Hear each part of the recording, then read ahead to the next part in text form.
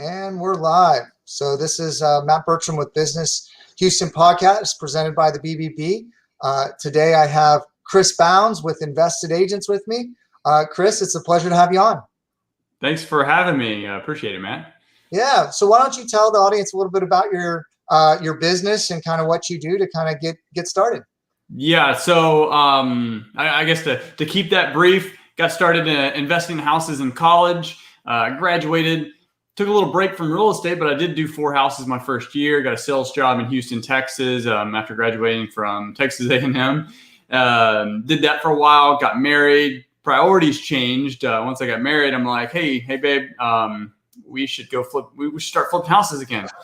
And I did it in college, and she was like, okay. She tells the story a lot better than I do, but ultimately, we didn't flip houses. We actually bought rentals that proved to be very lucrative. No strategic planning. It just happened. But bought a few rentals, just scaled that over time. Then we started doing some flips. And then finally in 2015 went full-time in real estate. We flipped 180 houses over the years. Some of those are the rentals. And we've got a company now called Invested Agents where we give back, just teaching agents and other aspiring real estate investors how to invest, how to build wealth, passive income. And then I'm a licensed real estate agent with eXp Realty and just out there providing value to agents and the marketplace. Yeah, no, Houston's a great place for real estate, right? Like it's one. Is it the top place in the country, or you probably know the stats better than I? It's crazy. So as far as the top place, I mean, it's affordable, but because of COVID and a lot of other things, and they're just not building enough, that affordability has really hurt over the last 10 years, especially since COVID. But I love Houston. We don't have like the huge booms and busts like a lot of the other markets. We have other problems we have to deal with, like flooding whenever it rains longer than 10 minutes. But it's been a great city to invest and work in. And just kind of talking about COVID, I know that building is a protected industry, right? And so are you folded into that, or how has COVID kind of affected your business? Initially, that was we didn't really know. And if you would ask me what COVID would have done to the industry, I had my guess, and I actually did a podcast on it, and I would have been wrong. As would most of the panelists, they would have all been wrong, because what happened was it actually helped. If you're selling, it helped you, because 30%, almost in every major market in the United States, 30+ % of the market dropped. But the buyer demand stayed the same, if not got stronger, because of low interest rates and the fact that there's just less supply available. So that's made it a even stronger seller's market, less inventory, more buyers, hungry buyers that they can't get the homes they want. So if they do want the house, they have to bid full price or maybe even above asking price to get it. And it pushed the prices up, which is hurting the affordability in a lot of these major markets and first-time home buyers and homes that, folks that might be a little, if they want to be a little choosier or go back and forth, they're going to lose the deal versus someone who either has cash or they're just like, hey, I'll just pay 20 grand over asking. Like, I'll do whatever I can to get this house. Yeah. So, I mean, I feel like rates have gone down. So there's a lot of people refinancing houses. And I guess, that might affect demand. But if prices have gone up for your industry, it seems like, is there not as many good deals, or are people wanting to get out of houses? Like, how is that affecting your specific market? Because I know, home buying is definitely a niche for a lot of people in the Houston business market. Yeah, wearing my investor hat, I had predicted that, yes, there could be more motivated sellers, which could depress prices and create more opportunities for investors. That was absolutely not the case. Investors are out there, and they've been strong, and they're still strong, and they're even growing because rent rates are high, interest rates are low. It's good in certain price points. And then for the higher price points, interest rates are low, people with jobs and who can't afford them, like, they're still buying them, and they're buying like crazy. And population, especially in Houston with population growth, and they're not keeping up with housing development, it's just causing a huge pit of demand. Well, one of the things I know that, like, wood prices went way up with the supply chain, right? And so I know a lot of the new home builders stopped building for a while, right? So that probably put even more pressure on the marketplace because there's less homes going up that are not keeping up with the demand, right? I In mean, Houston, when we have the extra problem going back to the flood issues, and at least within the city of Houston, they came out with rules to increase the regulation on how high the home has to be built up over the floodplain level. So it's like even higher than what the minimum is, and that's smart to do long term. It's a good idea, but concrete and dirt, they're not cheap. Houses, right? Yeah, it adds a lot of cost to the houses because they got to build them on pylons and build them up, right? I mean, Yeah. So, I mean, if you already had trouble affording a home or the prices were getting a little out of reach, and then that just exasperates that issue.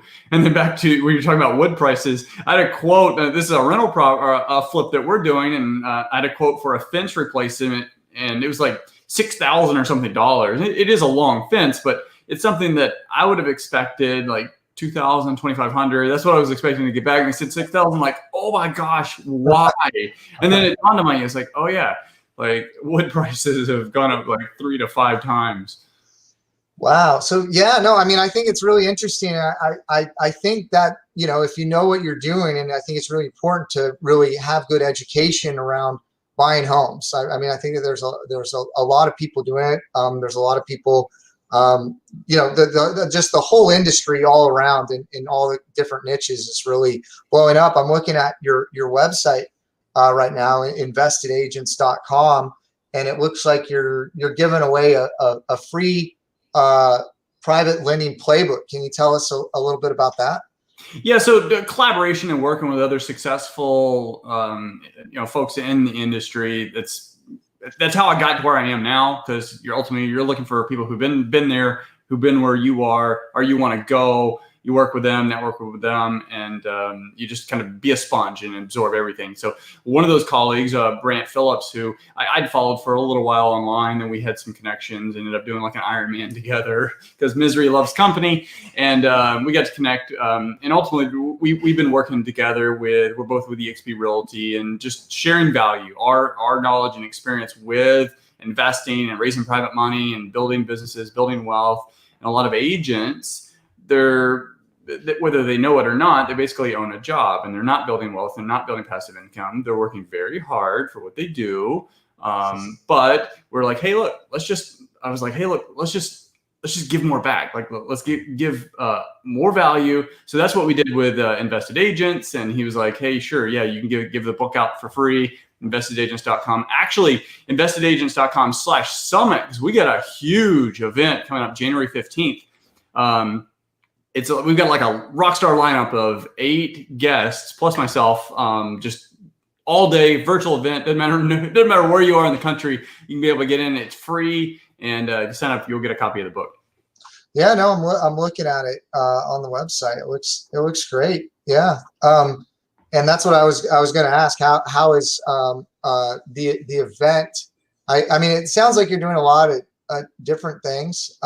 That's great. I mean, can you describe, is this the main kind of business objective that you're promoting, is the education piece? Or like, I know you're doing realty, but like what's the thing that's your core business? Also, if you're buying rental properties and you're doing flips, is that something that you raise private money and other people can get involved with? Or is that something that you do personally? Like, can you maybe describe kind of your business operations a little bit different, and then also how investedagents.com plays into that?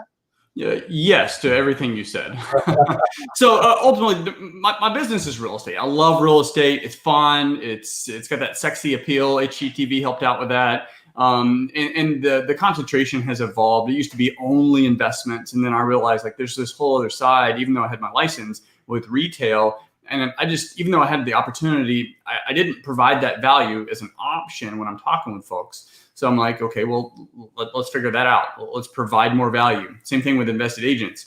I never saw myself getting into education, and I don't consider myself like a mentor, a guru, or an educator, because I don't charge a dime for any of the content that I'm putting out.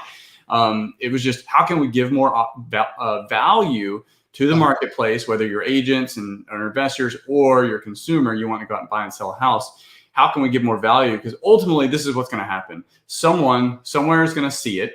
at some point in time, they're either going to have an opportunity, an investment opportunity, or they're going to need to buy or sell a house. And I mean, just maybe I might be the person they call or someone on their team. And that's ultimately what we want, is building that brand of authenticity, high value content. And if we can help you out, if we can help you with your unique situation, great. If not, no problem. Like maybe next time, or maybe we just get together and have a beer. Yeah.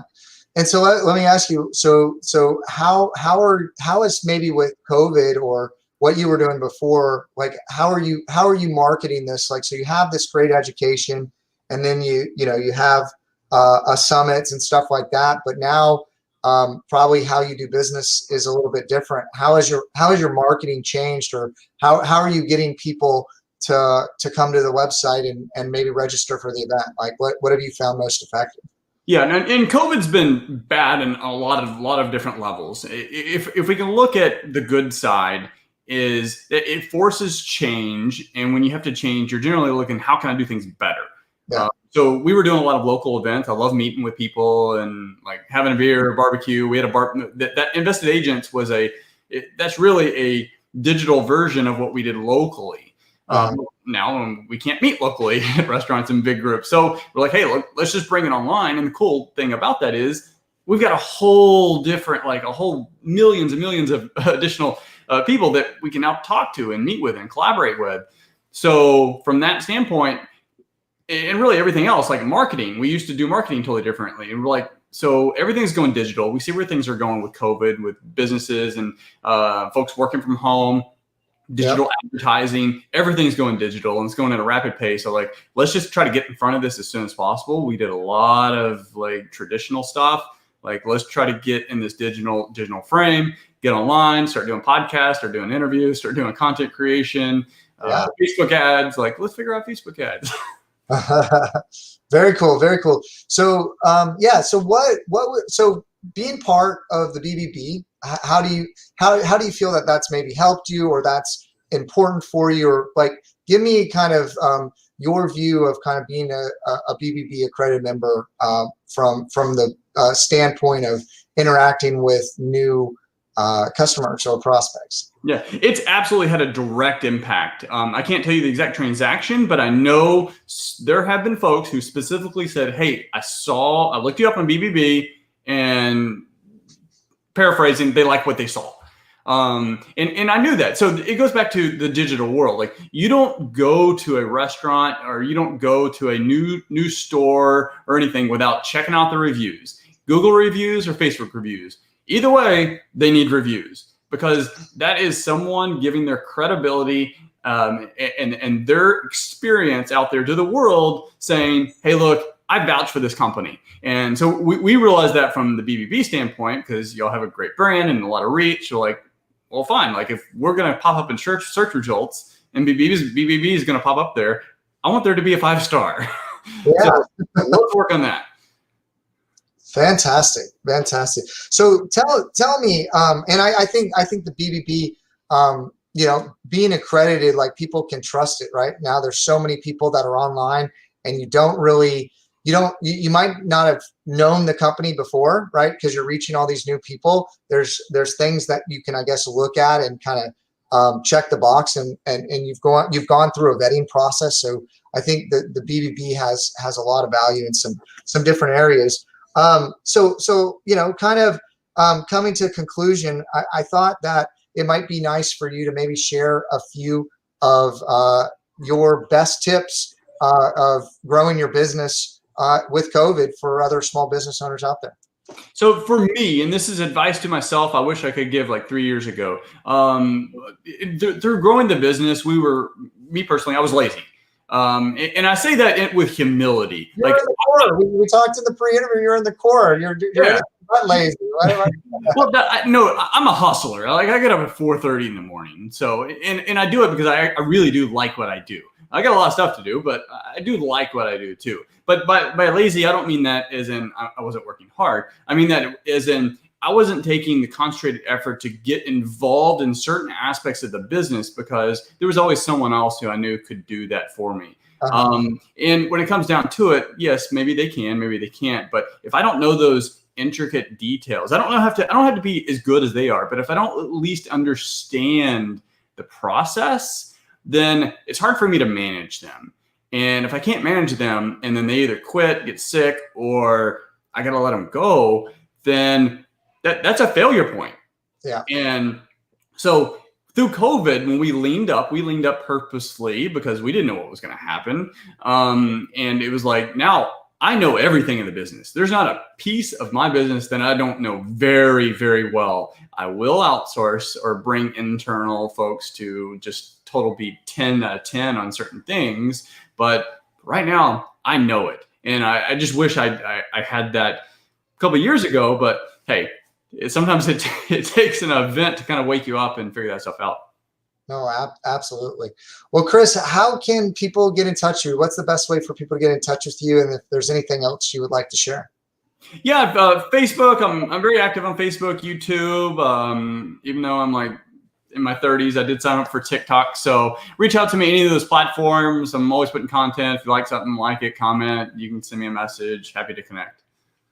Awesome. Well, Chris, thank you so much for being on Business Houston podcast. We appreciate it.